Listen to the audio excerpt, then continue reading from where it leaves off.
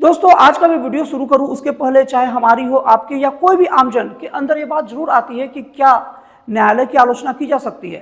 दोस्तों आप लोगों को मैं बता दूं कि भारतीय संविधान में सरकार के 3 अंग बताए गए हैं। पहला होता है कार्यपालिका। कार्यपालिका का मतलब ये होता है कि जो भी नियम कानून होते हैं उसको सीधे धरातल पर एग्जीक्यूट करना, जैसे प्रधानमंत्री, मंत्री और मुख्यमंत्री और उसके राज्यों के मंत्री, ये सब के सब कोई भी नियम कानून को यथार्थ पर एग्जीक्यूट करते हैं, लागू करवाते हैं। और दूसरा दोस्तों सरकार का भाग होता है विधायिका। विधायिका का मतलब वो होता है दोस्तों जो जनता के द्वारा प्रत्यक्ष या अप्रत्यक्ष रूप से चुने गए ऐसे प्रतिनिधि होते हैं जो कि नियम कानून को बनाते हैं, वो सब बनाने की स्वीकृति देते हैं। जैसे कि हमारे देश के सांसद हो गए, लोकसभा सांसद, राज्यसभा सांसद और राज्यों के विधानसभा के, ये सब के सब दोस्तों विधायिका के अंतर्गत आएंगे। अब दोस्तों तीसरा होता है ना न्यायपालिका। न्यायपालिका का प्रमुख काम क्या होता है दोस्तों, मोटा मोटी अगर जान ले तो वो ये होता है कि जो भी विधायिका जो भी नियम बना रही है वो नियम कानून सम्मत है कि नहीं इसकी जांच करता है, कोई कानूनी रोड़ा तो नहीं आ रहा है, संविधान विरोध तो नहीं हो रहा है। और दोस्तों साथ ही साथ न्यायपालिका यह तय करता है कि देश का एक नागरिक अपने शक्ति का प्रयोग से दूसरे नागरिक को परेशान न करे, दूसरे नागरिकों के साथ कोई भी गलत व्यवहार न करे। और साथ में न्यायपालिका ये भी तय करता है कि सरकार अपनी शक्ति से आम नागरिकों को परेशान न करे। और दोस्तों कभी कभार अगर हमारे कोई भी नियम कानून सरकार द्वारा कंफ्यूजन होता है कि संविधान के पक्ष में है या नहीं है, इसे होना चाहिए नहीं होना चाहिए, तो ये सब का निराकरण कौन करता है, न्यायपालिका ही करता है। तो दोस्तों यहाँ पर कंफ्यूजन ये है ना कि आम जन न्यायपालिका को सरकार से अलग समझ लेता है, जबकि दोस्तों न्यायपालिका सरकार का ही एक पार्ट है, ठीक वैसे ही जैसे कार्यपालिका और विधायिका है। अब दोस्तों मजे की बात यह है कि हमारे भारतीय संविधान में कहीं भी उल्लेख नहीं है कि सरकार की केवल कार्यपालिका और कहीं आलोचना किया जा सकता है, न्यायपालिका का आलोचना बिल्कुल नहीं किया जा सकता। दोस्तों संविधान में आलोचना से संबंधित प्रत्यक्ष कोई उल्लेख ही नहीं है। तो दोस्तों ये बात वही बेईमानी हो जाती है कि केवल हम सरकार का मतलब प्रधानमंत्री, मंत्री या मुख्यमंत्री या मंत्रियों का मतलब नेताओं का आलोचना होगा और न्यायपालिका का आलोचना नहीं होगा। दोस्तों अगर आलोचना होगा तो कार्यपालिका विधायिका का भी होगा और न्यायपालिका का भी चलेगा, और अगर नहीं होगा तो ऐसा नहीं कि केवल न्यायपालिका का आलोचना हम नहीं करेंगे, तो फिर हमें कार्यपालिका विधायिका मतलब नेताओं का भी आलोचना नहीं करना चाहिए। दोस्तों अब बात यह है कि फिर न्यायपालिका का लोग आलोचना क्यों नहीं करते। दोस्तों न्यायपालिका हमारे देश में न्याय देती है और न्याय के प्रति देश में शुरू से सम्मान का भाव है। तो दोस्तों एक परंपरा चल गया कि हम न्यायपालिका का सम्मान करेंगे, लेकिन दोस्तों परंपरा तभी वाजिब रहती है ना, तब तक ही चलती है जब तक कि जिसके सम्मान में परंपरा चल रहा है वो उस सम्मान को खुद बना के रखे। जब वो सम्मान को खुद रौंदने लग जाए ना तो धीरे धीरे लोगों के मन से उनके प्रति सम्मान की भावना गायब होने लगती है। दोस्तों ये मैटर तब आया जब दिल्ली के हाई कोर्ट के एक जज हैं जिनका नाम जस्टिस यशवंत वर्मा है, वो अपने घर में उपस्थित नहीं थे और उसी वक्त उनके घर में आग लग गया। अब आग को बुझाने के लिए आनन फानन में फायर ब्रिगेड को बुलाया गया। अब दोस्तों जैसे ही फायर ब्रिगेड आया ना, उस घर में सूटकेस से भरा नोट नहीं मिला, सॉरी उस घर में नोटों से भरा सूटकेस नहीं मिला, उस घर में नोटों से भरा पूरे कमरे मिले।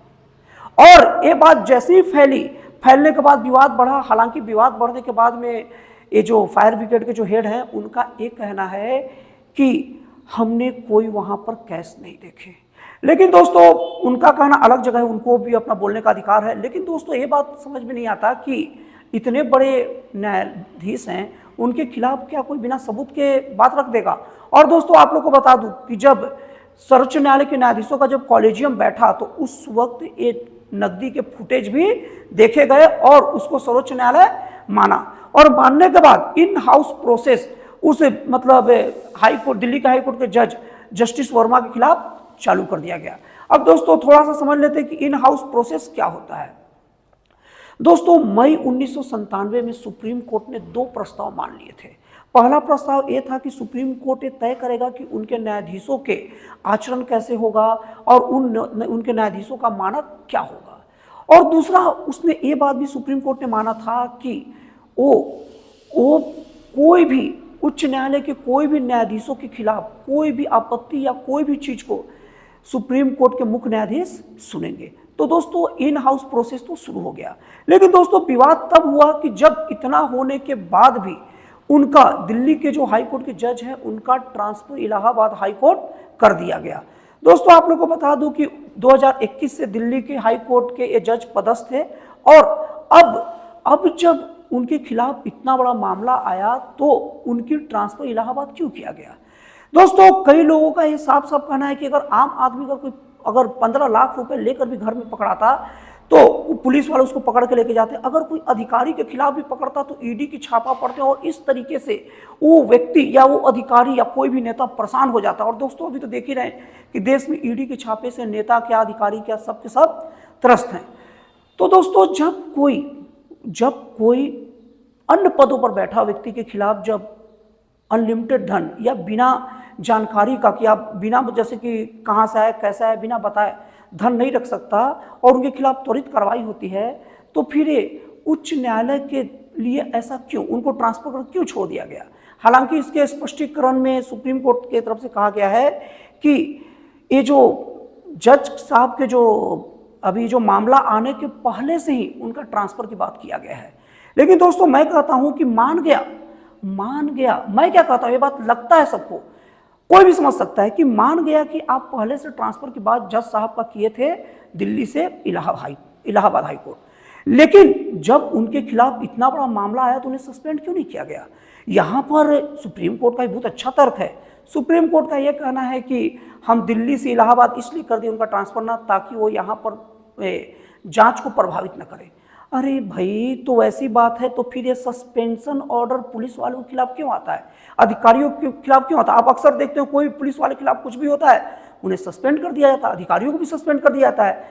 तो उनको भी तो ऐसा करना चाहिए ना। मान लो कोई अधिकारी किसी करप्शन के ऊपर उसको आरोप लगे तो अधिकारी को सीधे कहीं और ट्रांसफर कर दो ना भैया, उसको आप सस्पेंड क्यों करते हो? और यहां पर जज साहब को सस्पेंड क्यों नहीं किया गया? दोस्तों, सबसे पहले मैं बता दूं कि हमारे देश में केवल राष्ट्रपति ही एक ऐसे व्यक्ति है संविधान के हिसाब से जो कानून के ऊपर हैं, उनके ऊपर ड्यूटी पर रहते कोई कार्रवाई नहीं की जा सकती, लेकिन उसके सिवा हर पद पर बैठा व्यक्ति के खिलाफ कार्रवाई की जा सकती है।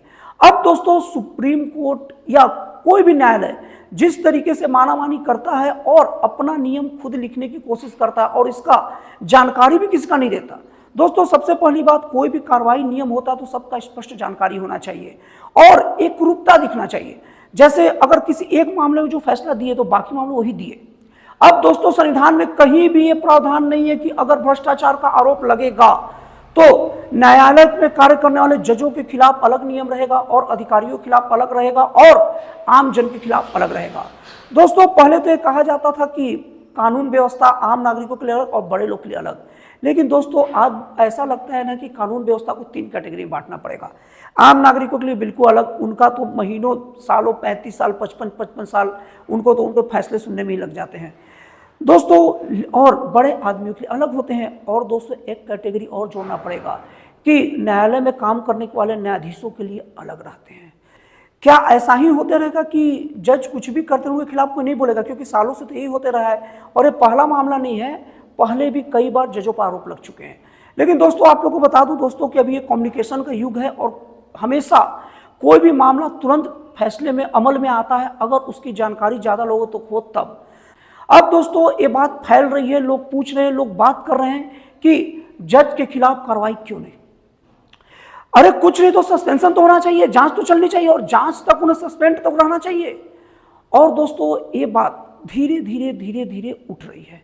दोस्तों, इसका सबसे ज्वलंत उदाहरण यही है कि अभी इलाहाबाद हाई कोर्ट के ट्रांसफर ऑर्डर के बाद इलाहाबाद के बार एसोसिएशन की तरफ से बयान आया है कि इलाहाबाद हाई कोर्ट कोई कूड़ेदान नहीं कि कोई भी कचरा यहाँ डाल दोगे, हम जस्टिस वर्मा का स्वागत नहीं होने देंगे। दोस्तों, ये इस बात का परिचायक है कि कोई भी जब बड़ा काम होता है ना तो कहीं से अलग अलग जगह ऐसी छोटी छोटी आवाज़ें उठती है। और दोस्तों, ये मीडिया का समय है, अलग अधिकारियों के लिए अलग, न्यायाधीशों के लिए अलग, नियमों के खिलाफ अभी सरकार भी बात कर रही है और इसको लेकर सदन में हंगामा भी हुआ है। दोस्तों, ये बात बढ़ रही है और अब ऐसा लगता है ना कि देश में जैसे हर एक सुधार के लिए आंदोलन चलता है, एक आंदोलन इसके लिए भी चलाना पड़ेगा। और ऐसा लगता है चलाना पड़ेगा क्या कि जजों के बीच में या जजों को लेकर सुधार कब होगा, मतलब आसान भाषा में बोला जाए कि न्यायपालिका का सुधार कब होगा।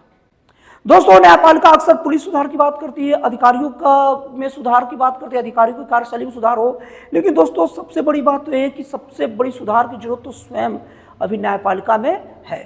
तो दोस्तों, मुझे उम्मीद है कि आपको ये विश्लेषण पसंद आया होगा, और अगर आपको दोस्तों ये विश्लेषण पसंद आया हो तो प्लीज़ कमेंट करके बताइएगा। तो दोस्तों फिर मिलते हैं अगले वीडियो में एक जन कल्याणकारी और एक राष्ट्रवाद से प्रेरित नए विचारों के साथ।